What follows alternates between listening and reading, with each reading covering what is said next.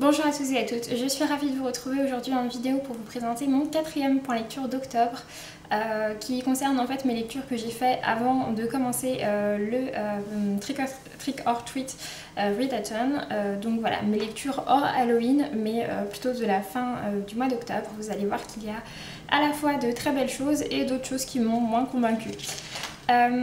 Donc dans ce point lecture, je vous parlerai tout d'abord de ma lecture en numérique de Grace and Fury, le premier tome par Tracy Bangart. Ensuite, je vous parlerai de ma lecture de Valentine ou la belle saison par Anne-Laure Bondou aux éditions Fleuve. Ensuite, je vous parlerai de ma lecture de Shatter, le second tome de Glitter par Apriline Pike aux éditions Dreamland. Ensuite, à nouveau une lecture numérique avec ma lecture de La robe blanche par Nathalie Léger. Après ça, je vous parlerai de quelques lectures graphiques. Tout d'abord ma lecture du roman graphique L'Apocalypse selon Magda et surtout ma lecture de la saga de manga Le mari de mon frère par Gengoro Tagame que j'ai vraiment beaucoup aimé. Je vais donc démarrer tout de suite avec ma lecture de Grace and Fury, le premier tome par Tracy Bangart que j'ai reçu de la part de Hachette via le site de NetGalley, donc en format numérique. Vous avez sûrement vu passer cette couverture qui est normalement plutôt dans des tons un peu rose orangé, qui pour ma part m'avait beaucoup attirée, il faut le dire. On est ici sur un roman plutôt destiné à un public adolescent qui est un roman de fantasy dans lequel on suit l'histoire de deux sœurs qui s'appellent Serena et Nomi. Serena en fait a été élevée dans le but de devenir une grâce. Les grâces ce sont en fait les prétendantes pour le roi ou en l'occurrence pour le prince héritier, et du coup voilà, ce sont des femmes qui sont très belles, très bien élevées, qui connaissent toutes les manières, toutes ces choses, et qui sont élevées donc dans ce but là. Et Nomi, quant à elle, n'est vraiment pas dans cet univers-là et vient, quant à elle, au palais pour accompagner sa sœur en étant une sorte de... je sais plus comment ils appellent ça, si c'est une suivante, enfin bref, quelqu'un qui l'accompagne et qui l'aide à se faire belle, etc. Sauf qu'en fait, au moment du choix, au moment où le prince héritier va choisir ses trois grâces, il ne va pas choisir Serena, mais il va choisir Nomi, qui n'avait pas du tout prévu ça. Et en plus de ça, Serena va être accusée de trahison en quelque sorte et va être envoyée en prison. Sur une île qui est l'équivalent d'une prison pour femmes, dans laquelle en fait, sur laquelle les femmes se battent entre elles, et c'est une île vraiment très sombre. Donc voilà, du coup on a d'un côté Nomi qui est une jeune fille assez comme les autres qui se retrouve dans ce monde de la cour dans lequel il y a quand même pas mal de manigances et qui n'est pas du tout un monde fait pour elle, et en même temps on a Serena qui elle a été élevée dans le but d'être une grâce, et donc d'être une beauté, mais qui se retrouve sur cette île sur laquelle voilà, c'est la loi du plus fort qui l'emporte. J'ai bien aimé l'histoire, en fait je garde plutôt un bon souvenir de l'histoire, notamment parce que j'ai vraiment bien aimé ces deux personnages principaux féminins. Après je dois dire que j'ai eu plus de mal avec les personnages masculins que j'ai trouvé, notamment les deux princes, l'héritier et l'autre prince. J'ai trouvé que leur histoire à eux, leur comportement, etc. Était un peu trop classique pour du roman fantasy adolescent. C'était des comportements que j'avais l'impression d'avoir déjà vus en fait, ce qui m'a gênée. Mais c'est vrai que voilà, sinon j'ai bien aimé l'histoire des deux sœurs, mais je sais pas, je suis pas trop entrée dans l'histoire. Je pense que notamment les comportements des personnages masculins n'ont pas aidé, mais voilà, j'ai plutôt un bon souvenir de ma lecture. Je me souviens très bien des événements qui se sont passés, donc c'est pas non plus une histoire qui m'a laissée complètement indifférente. Mais voilà, je sais pas si c'est l'écriture, si c'est la construction du récit, mais ça m'a pas complètement convaincue. C'était pas une mauvaise lecture, je comprends que ce soit un livre qui plaise à beaucoup de monde, mais pour ma part, voilà, ça m'a pas plus convaincue que ça, et du coup j'ai mis la note de 14 sur 20. Ensuite, j'ai lu je sais plus dans quel ordre je vous ai présenté, bon c'est pas grave. Ensuite j'ai donc lu Shatter, donc le second tome de Glitter par Apriline Pike aux éditions Dreamland. Donc le premier tome j'avais vraiment bien aimé, le premier tome de Glitter ça avait été déjà plutôt une bonne surprise, et je dois dire que ça a à nouveau été une bonne surprise avec ce tome 2. En fait dans Glitter on suit l'histoire de Danica qui est une jeune fille qui vit à Versailles, mais je sais plus comment ils appellent ça, ils appellent pas ça juste Versailles, ils appellent ça Versailles quelque chose. En fait, en gros, le château de Versailles est devenu une entreprise qui est dirigée par un PDG, sauf que le PDG est en fait le roi de Versailles. L'histoire se passe au 22e siècle Et donc voilà, en fait il y a cette sorte de mini-monarchie qui a été faite, mais qui en fait est dirigée par un PDG et qui est vraiment localisée au château de Versailles, c'est-à-dire qu'autour, enfin voilà, à Paris, c'est pas, le roi de Versailles n'est pas roi de Paris, il est juste roi de Versailles. Et en fait nous on suit l'histoire de Danica. Dans le premier tome, Danica en fait est une jeune adolescente qui est arrivée à Versailles, elle n'a pas toujours vécu, et en fait on va comprendre que sa mère a essayé de a trouvé une sorte d'arrangement dans lequel Danica va devoir épouser le prince, ouais, le roi, enfin le prince qu'il y a en ce moment à Versailles, mais qui est donc en fait le fils des PDG, et sauf que on comprend assez vite que ce personnage masculin n'est pas un personnage très sympathique, voire même que c'est un personnage complètement odieux, et du coup Danica a absolument aucune envie de l'épouser, et pour réussir à s'en sortir, elle va décider de conclure un pacte avec un marchand de drogue, enfin avec un grand trafiquant, et du coup de vendre de la drogue qui s'appelle le glitter et qui est sous forme de maquillage à Versailles pour un peu à la fois semer le chaos et en même temps payer son ticket pour partir de Versailles. Donc voilà, ça c'est vraiment le pitch du premier tome, je ne vous spoile pas. Et du coup nous on suit après, donc dans Shatter on a donc la suite de cette histoire là. La fin de Glitter avait laissé quand même sur une forte impression, même si je m'attendais à ce que Glitter soit un tome unique, enfin ce soit un livre unique, juste la fin aurait pu être légèrement changée et je pense que le livre aurait pu s'arrêter là. Pour autant je dois dire que l'autrice a vraiment bien géré avec ce second tome, qu'on reste sur cette très bonne dynamique, qu'on a à nouveau tous ces enjeux, on a également toutes les manipulations et les manigances de la cour qui sont assez intéressantes. Donc voilà, ça a vraiment été une bonne lecture. En plus les enjeux sont assez importants et sont vrais. Parfois dans les romans adolescents je trouve que les enjeux sont un peu pas très faciles à comprendre, en l'occurrence si, c'est vraiment bien expliqué et c'est un livre qui se lit très facilement, qui est très addictif, et voilà. La fin est assez ouverte, je sais pas s'il y aura un tome 3, c'est possible qu'il y en ait un qui partirait dans ce cas là peut-être sur quelque chose d'un petit peu différent, et c'est aussi possible qu'il n'y en ait pas.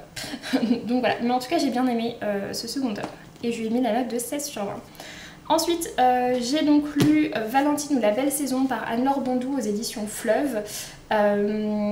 J'ai demandé à recevoir ce livre de la part des éditions Fleuve car j'aime vraiment beaucoup le travail d'Anne-Laure Bondou en général. Je suis notamment très fan de son roman Tant que nous sommes vivants, qui avait été un très gros coup de cœur. J'ai bien aimé également son autre roman chez Gallimard Jeunesse qui s'appelle L'aube sera grandiose. J'ai pas encore lu ses autres romans un peu plus jeunesse, mais j'en ai pas mal dans ma pile à lire. Et du coup voilà, j'étais curieuse de voir ce que ça allait donner vraiment plus en adulte. Je l'avais lu en adulte, mais dans le roman qu'elle a coécrit avec Jean-Claude Mourleva qui s'appelle Et je danse aussi, que j'avais aussi beaucoup aimé d'ailleurs. Enfin bref, du coup voilà, j'étais dans une phase où je lisais pas mal de livres qui me convainquaient pas vraiment. Et du coup je me suis dit, j'ai le dernier Anne-Laure Bondou, je vais me lancer dedans, ça va me plaire. Et en fait, c'est le seul livre d'Anne-Laure Bondou à ce jour qui m'est déçu. J'ai pas trouvé ça mauvais, mais il y a vraiment des choses qui m'ont sortie de ma lecture et qui ont fait que je n'ai pas apprécié et que c'était pas ce que j'avais envie de lire. En fait on suit l'histoire d'un frère et d'une sœur qui s'appellent Valentine et Fred. Valentine a 48 ans et demi et elle se rend compte qu'elle est arrivée en gros à la moitié de sa vie et elle se demande ce qu'elle va faire de cette seconde moitié de sa vie, en sachant qu'elle est dans une histoire un peu compliquée, elle est divorcée, elle habite dans un appartement qu'elle a eu via son ex-mari, mais apparemment elle va devoir en partir. Et à côté de ça on a son frère Fred qui lui est son couple est complètement en chute libre, et donc voilà, on a ce frère et cette sœur qui se retrouvent dans la maison de leur mère qui est décédée il n'y a pas très longtemps, et qui vont de là un peu décider de repartir pour une nouvelle vie, de commencer cette seconde moitié de leur vie d'un meilleur pied. Et en parallèle de ça, ils vont découvrir en fait des sortes de secrets de famille. Ils vont se rendre compte qu'il y a pas mal de choses qu'ils ignoraient sur leur famille, et notamment sur d'autres personnes du village et comment tout ça se lie. J'ai bien aimé, vraiment, voilà, l'aspect avec les secrets autour de la famille, c'est vraiment ce qui m'a le plus plu dans l'histoire. J'ai eu un peu de mal avec la relation qui est décrite avec la mère, je ne vais pas trop vous en dire pour ceux qui l'ont lu, je pense que vous comprendrez. Ça m'a un peu décontenancée. Après, ce qui m'a dérangée vraiment dans ce livre et ce qui a fait que je suis sortie de ma lecture en fait très régulièrement, c'est le fait que ce livre se passe pendant la période électorale pour les dernières présidentielles. Et bien que le personnage de Valentine n'ait pas d'avis politique, ce que j'ai trouvé assez bien, enfin en tout cas son avis politique n'est pas exprimé, ce que j'ai trouvé assez bien étant donné que voilà, vu que c'est le le personnage principal, on aurait facilement pu se dire que c'était la voix de l'autrice qui passait à travers ce personnage-là. Du coup, je trouvais ça plutôt mieux qu'elle n'ait pas d'avis politique. Et autour d'elle, les personnages ont des avis politiques très variés, ce que j'ai bien aimé aussi, puisque du coup, ça donne une diversité et non pas un avis politique. Mais le problème, c'est que en fait, ça parle de politique toutes les 10 pages. Et c'est vraiment trop présent pour moi. On va dire que la politique, c'est pas quelque chose qui me passionne, loin de là. Je m'y intéresse un peu par rapport à tout ce qui est... Voilà, enfin, je m'y intéresse un peu, mais pour moi, c'est pas du tout quelque chose que j'associe à du divertissement et à une lecture que j'ai envie de faire pour mon plaisir. En fait, voilà. Et c'est surtout ça qui m'a dérangée, c'est le fait que moi, je lis pour mon plaisir, pour trouver quelque chose qui me plaît, qui m'intéresse, qui me sort aussi un peu du quotidien, et du coup lire ça m'a vraiment dérangée, j'ai trouvé que c'était beaucoup trop présent et ça m'a complètement sorti de ma lecture, donc voilà. Gros bémol là-dessus, malheureusement pour moi ça a vraiment gâché ma lecture du roman. Malgré tout je pense que c'est un livre qui plaira, mais c'est vrai que voilà, ça l'a pas fait avec moi. J'ai mis la note de 14 sur 20 parce que j'ai quand même bien aimé sinon l'histoire, mais voilà. Ensuite j'ai donc lu le roman La robe blanche par Nathalie Léger aux éditions POL. Je vous montre la couverture. Donc voilà, la couverture est très simple et ressemble à ceci. C'est le premier roman de la sélection que je lis. En fait, je suis à nouveau cette année jury pour le roman des étudiants France Culture Télérama. Et du coup, comme tous les ans, nous avons 5 livres à lire sur la période de fin octobre à tout début décembre. Et ensuite, il faut voter pour notre livre préféré. Et pour l'instant, je l'ai fait donc sur les 2 années précédentes. Les 2 fois, c'est le roman pour lequel j'ai voté qui a gagné, à savoir Petit Pays de Gaël Faye la première fois et Point Cardinal de Léonore de Recondo la seconde fois. C'était 2 romans que j'avais vraiment beaucoup aimé. Et du coup, voilà, je me suis dit, ça y est, je me suis lancée dans ma lecture de ces 5 romans. Et du coup j'ai commencé par celui-ci, donc La robe blanche, tout simplement parce que j'étais en voiture, il fallait que je trouve un truc sur ma liseuse qui se lise assez vite. La robe blanche fait 140 pages, je me suis dit que c'était l'occasion de commencer par celui-ci. Et en plus de ça, j'aimais plutôt, enfin ça m'intriguait puisqu'en fait je savais que ça parlait de l'histoire d'une artiste. Enfin c'est une histoire vraie pour le coup, hein, d'une artiste qui a décidé en fait de parcourir tous les pays qui ont été très marqués par la guerre. Donc elle est partie de France et son but c'était d'aller jusqu'à Istanbul si je dis pas de bêtises, ou peut-être plus loin, je me souviens plus, enfin bref, et de traverser donc du coup tous ces pays qui ont été marqués par la guerre, et tout ça en robe blanche et uniquement en stop et en montant toujours dans les voitures en fait qui lui proposaient de l'emmener afin voilà, de faire passer un message d'amour, de paix, etc. J'étais assez intriguée par ça et c'est vraiment ça qui m'a motivée en fait à lire ce livre. Malheureusement en fait ce qui s'est passé avec ce roman, j'ai dû lire des interviews après de l'autrice pour comprendre en fait vraiment ce qu'il en était de ce livre, pour vous dire que ça n'a pas été une lecture très évidente. En fait le problème c'est que l'autrice a voulu mélanger donc cette histoire de cet artiste avec l'histoire de sa mère dans laquelle elle trouve certains parallèles que pour ma part je n'ai pas vraiment trouvé, et du coup ça mélange complètement les deux. On ne sait jamais, très régulièrement en fait on ne sait pas si on parle de l'histoire de la mère ou si on parle de l'histoire de l'artiste. Les deux sont très mélangés et du coup j'ai pas trop compris le message que voulait faire passer l'autrice. J'ai eu du mal à voir où elle voulait en venir, et du coup en plus de ça j'ai trouvé que tout ce qui était par rapport à l'artiste passait vraiment finalement quasiment en second plan. On n'a jamais le point de vue de cette femme là, on ne la suit même pas en fait dans ses aventures, on suit juste son début avant qu'elle parte et la fin, et voilà, j'ai trouvé que c'était décevant. J'aurais vraiment aimé en voir plus par rapport à l'histoire de cet artiste et moins cette espèce de mélange entre deux histoires qui m'a assez paumée. Donc voilà, du coup j'ai mis la note de 13 sur 20 à ce roman et je ne voterai pas pour lui a priori. Voilà. Ensuite, du coup je vais passer aux lectures graphiques. Tout d'abord j'ai donc lu le roman graphique qui s'appelle L'Apocalypse selon Magda. Je suis vraiment une booktubeuse en carton, je n'ai pas pris la couverture, même pas sur mon téléphone. Je vous laisserai aller voir ça en barre d'infos. En fait il s'agit d'un roman graphique qui est un roman en fait qui n'est pas vraiment un roman de SF, c'est un roman de pré-apocalypse. En gros on suit l'histoire de Magda qui est une jeune adolescente et on va annoncer au monde entier que la fin du monde est prévue pour dans 1 an, pile poil. Donc il reste 1 an à vivre et pour Magda, et du coup ce jour de la fin du monde, ça tombe la veille de son anniversaire de ses 14 ans. Du coup voilà, Magda sait qu'elle n'aura jamais 14 ans, qu'elle va mourir avant, et du coup elle va décider un peu de vivre sa vie comme elle l'entend et comme elle le souhaite avant de mourir, puisque de toute façon elle va mourir et que du coup voilà, il faut qu'elle fasse ces choses de la vie avant de mourir la veille de ses 14 ans. Et du coup voilà, on a toute la psychologie de ce personnage de Magda qui se pose beaucoup de questions et c'est un personnage qui est assez attachant, même si elle fait plein d'actions que pour ma part je n'ai pas comprises. Et on voit également que c'est le cas de la plupart des autres personnages adolescents surtout qui gravitent autour. Donc voilà, c'est un roman qui est assez particulier, qui est pas très joyeux, mais que j'ai plutôt bien aimé. J'ai bien aimé en plus de ça les couleurs et les dessins. Donc voilà, une plutôt bonne lecture. Et pour terminer, je vais donc vous parler de la série de manga Le mari de mon frère par Gengoro Tagame, que j'ai trouvé en fait à ma médiathèque. C'est une série de manga qui est terminée en 4 tomes. Et je dois dire que pour ma part ça a vraiment été une excellente découverte. Pour moi, mon amour pour la série en fait est monté crescendo au fil des tomes. Le dernier tome a quasiment été un coup de cœur et m'a même fait verser quelques larmes à l'idée de quitter ce trio. En fait pour l'histoire, on suit l'histoire de Yaichi qui élève seule sa fille qui s'appelle, je sais plus, Kana. Oui c'est ça, donc Yaichi avec sa fille Kana, ce sont 2 japonais. Yaichi élève seul Kana étant donné que sa mère en fait juste travaille beaucoup et ne s'occupe pas trop de sa fille. On nous explique pas vraiment pourquoi. Du coup voilà, il élève seul Kana et en fait Yaichi avait un frère qui s'appelle, je sais plus comment, un frère jumeau, même très exactement. Et ce frère jumeau en fait lui a dit qu'il était homosexuel et après ça il est parti au Canada. Et en fait au Canada son frère jumeau a épousé Mike.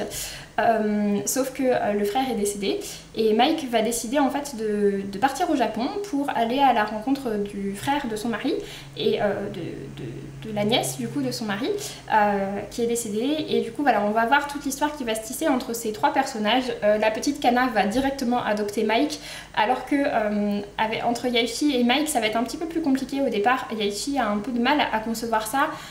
Il est dans une conception du Japon où même s'il ne condamne pas l'homosexualité, c'est pas quelque chose qui pour lui est forcément très naturel et c'est pas quelque chose qu'il comprend, même si pour autant il n'a pas... Enfin voilà, en fait on nous dit qu'il n'a pas condamné son frère quand il lui a annoncé son coming out, il l'a pas jugé ou quoi que ce soit, mais juste, ça a provoqué une sorte d'éloignement parce que pour lui c'est quelque chose qui est assez loin de sa conception. Et du coup voilà, en fait on suit du coup cette histoire-là du quotidien de ces 3 personnages qui vivent ensemble pendant quelques semaines. C'est une histoire que j'ai vraiment trouvée très touchante. On a également tout le point de vue autour des autres personnages et de comment ils conçoivent ça, en sachant qu'au Japon, le mariage pour tous n'est clairement pas en vigueur et que c'est même perçu comme étant quelque chose d'assez, pas contre nature, mais assez bizarre en tout cas, pour une grande partie des Japonais. En tout cas, c'est ce que nous laisse entendre ce roman, cette série. Et voilà. Mais après, c'est une série que j'ai vraiment beaucoup aimée. J'ai trouvé que les dessins étaient très doux. Je suis pas très branchée manga, mais en l'occurrence, ceux-là m'ont vraiment beaucoup plu. Les dessins sont très doux, ils sont assez simples. Les dialogues aussi sont très doux et assez simples. C'est une histoire qui est vraiment très touchante. Il y a beaucoup de jolies émotions. Il y a des moments assez drôles. Il y a d'autres moments qui sont un peu plus tristes. Puisque voilà, il y a quand même le deuil de ce frère, de ce mari, suivant le personnage. Voilà, suivant le point de vue. Mais voilà, en tout cas, c'était vraiment une très chouette histoire. Ça m'a beaucoup plu, ça m'a beaucoup touchée. Et voilà, le dernier tome a même été un petit coup de cœur. En tout cas, vraiment, c'est une série que je vous recommande très très très vivement, qui est adaptée dès un public assez jeune, je pense. Donc voilà, vraiment une très chouette découverte. Sur ce, j'en ai donc fini avec ce point lecture. J'espère que ça vous a plu.